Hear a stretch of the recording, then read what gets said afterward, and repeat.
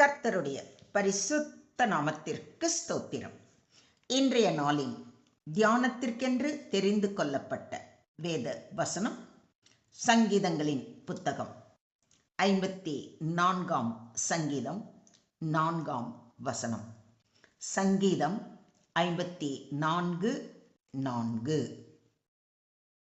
இதோ தேவன் எனக்கு சகாயர், ஆண்டவர் என் ஆத்துமாவை ஆதரிக்கிறவர்களோடே இருக்கிறார். Behold, God is my helper.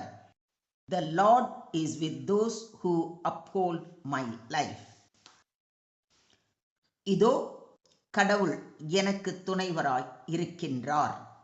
என் தலைவர் என் வாழ்வுக்கு ஆதரவாய் உள்ளோருடன் இருக்கின்றார். ஆமென். இன்றைய தியான வசனம் தாவீது தன் வாழ்க்கையின் மிகவும் ஆபத்தான சூழலில் இரக்கம் கோரி சொன்ன நம்பிக்கை கூற்று. தாவீது தங்களிடத்தில் ஒளித்துக் கொண்டிருக்கிறான் என்று சீப்போரார் வந்து சவுலுக்கு சொன்னதால் தாவீது மறைவிடத்திலிருந்து வெளியேற வேண்டிய நிலை ஏற்பட்டது. அந்த சூழலில் அவர் சொன்ன தைரியமான நம்பிக்கை வார்த்தையே இன்றைய தியான வசனம். இது குறித்து சற்று ஆழமாக தியானிப்போம். இதோ தேவன் எனக்கு சகாயர் என்று கூறியிருப்பதை கவனியுங்கள்.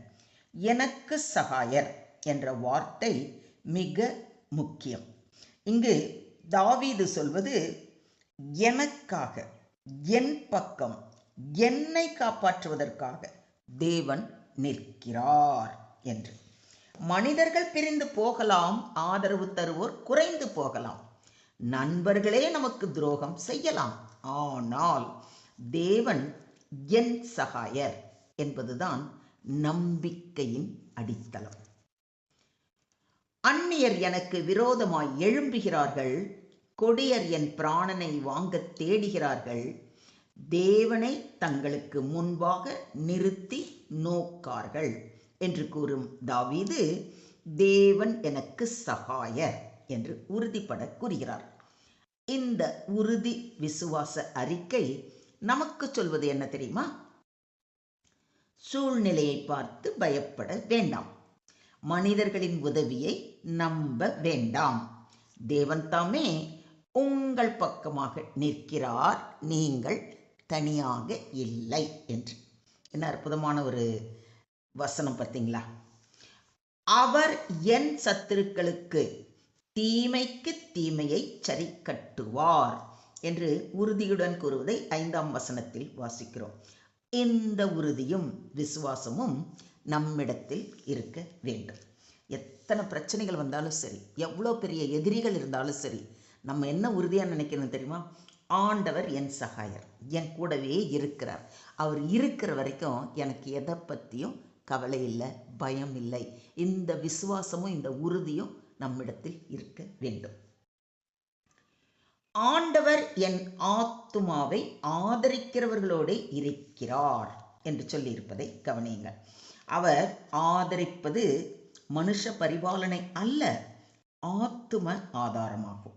உடல் மட்டுமல்ல, பொருள் மட்டுமல்ல, பிரச்சனை தீர்வு மட்டுமல்ல, உங்கள் ஆத்துமாவையே தேவன் தாங்கி நிறுத்துகிறார். ஆதரிக்கிறார் என்பது தூக்கி நிறுத்துதல், தாங்குதல், சற்றும் விழாமல் பிடித்திருப்பது என்ற அர்த்தங்களில் வருகிறது.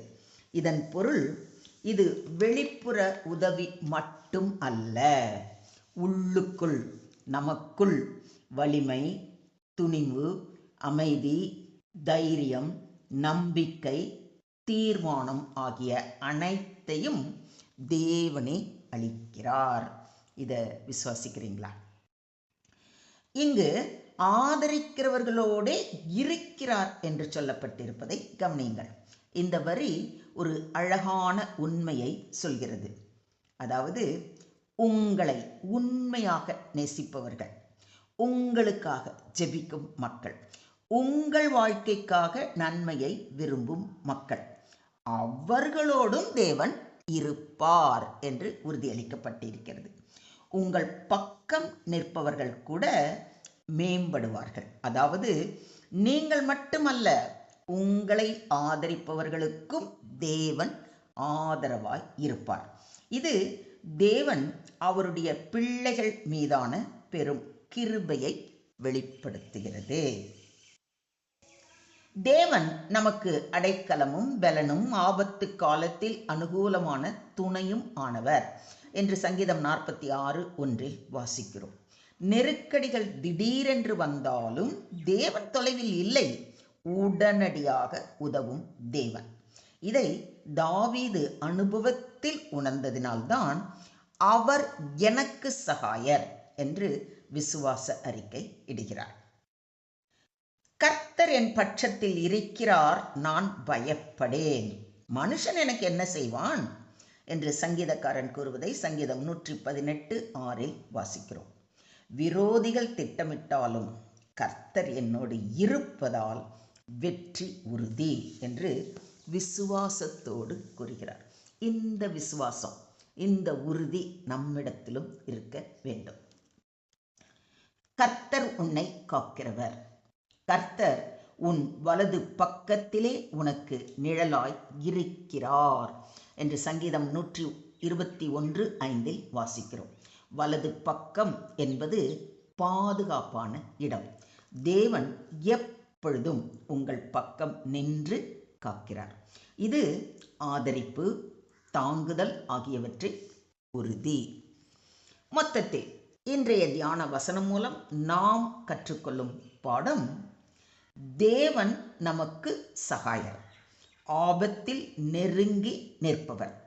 தாவீதிற்கு இரட்சிப்பானவர், நம்முடைய நெருக்கடியில் உடன் இருக்கிறவர். தாங்கும் கர்த்தர், உள்ளார்ந்த வலிமை தருபவர், தடுமாறாமல் இருக்கும்படி நம்மை எப்பொழுதும் தாங்குபவர், மனச்சோர்வை நீக்கி ஆறுதல் படுத்துபவர்.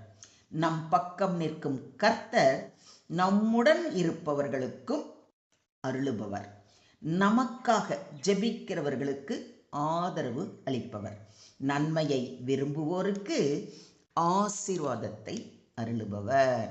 இதையும் விசுவாசிக்கிறீங்களா? Today's verse beautifully declares David's confidence. God is my helper, the Lord is the one who sustains my soul. God is not just a distant observer, but a personal helper who stands by us in times of danger. He not only protects us outwardly, but strengthens and sustains our inner being, that is, our soul, emotions, courage, and faith. God also stands with those who stand with us, showing His favor upon the people who support us. Therefore, we never face any situation alone. His presence becomes our strength, stability, and victory. Do you believe this? சுருக்கமாக சொல்வதானால், இருட்டான சூழலை பார்த்து பயப்படாதீர்கள். தேவன் உங்கள் பக்கம். மனிதர்களின் ஆதரவால் அல்ல, தேவனின் தாங்கும் வல்லமை. உங்கள் ஆத்துமாவை அவர் தாங்குகிறார். உங்களை ஆதரிப்பவர்களுக்கும் உறுதுணையாக நிற்பார். ஆண்டவர் அவர்களோடும் இருப்பார். தேவன் நம் சகாயர், நம் ஆத்துமாவை உள்ளிருந்து தாங்குபவர், நமக்காக நிற்கும் மக்களையும் ஆசீர்வதிப்பார். ஆதரவின் மூலமும் வலிமையின் மூலமும் அவரை நன்றியோடு துதிப்போமா? ஸ்தோத்திரம் ஆண்டவரே, ஸ்தோத்திரம் கர்த்தாவே, ஸ்தோத்திரம் ஸ்தோத்திரம் ஸ்தோத்திரம். கர்த்தாவே, தாவீதுக்கு சகாயராய் இருந்தது போல எங்களுக்கும் நீர் சகாயராக இருக்க வேண்டுகிறோம். எங்கள் ஆத்துமாவை தாங்கி மனம் தளராமல் வலிமையுடன் நிற்கும் கிருபையை தாரும். எங்களை ஆதரிக்கும் எங்கள் குடும்பத்தாரையும், எங்களுக்காக ஜெபிக்கிற எங்கள் உற்றார் உறவினர் நண்பர்களையும், எங்கள் வாழ்க்கையின் நன்மைக்காக பாடுபடுகிற அனைவரையும் நீர் தாங்கி ஆசிர்வதித்து வழிநடத்தி வருவதற்காக கொடான கொடி நன்றிகளை ஏறெடுக்கிறோம். தொடர்ந்து நாங்கள் ஒவ்வொருவரும் உண்மையே உறுதியாக பற்றி கொண்டு நீரே எங்களுக்காக யாவையும் செய்து முடிப்பீர் என்ற பரிபூரண விசுவாசத்துடன் வாழ எங்களை முற்றிலுமாக தாழ்த்தி உம்முடைய கரங்களிலே ஒப்பு கொடுக்கிறோம். நீங்க பொறுப்பெடுத்துக்கோங்க, நீங்க வழி நடத்துங்க. எல்லா துதியும் எல்லா கனமும் எல்லா மகிமையும் ஒருவருக்கே செலுத்துகிறோம். மீட்பர் இயேசுவின் மூலம் ஜெபம் கேளும் எங்கள் ஜீவனுள்ள தகப்பனே, ஆமென்.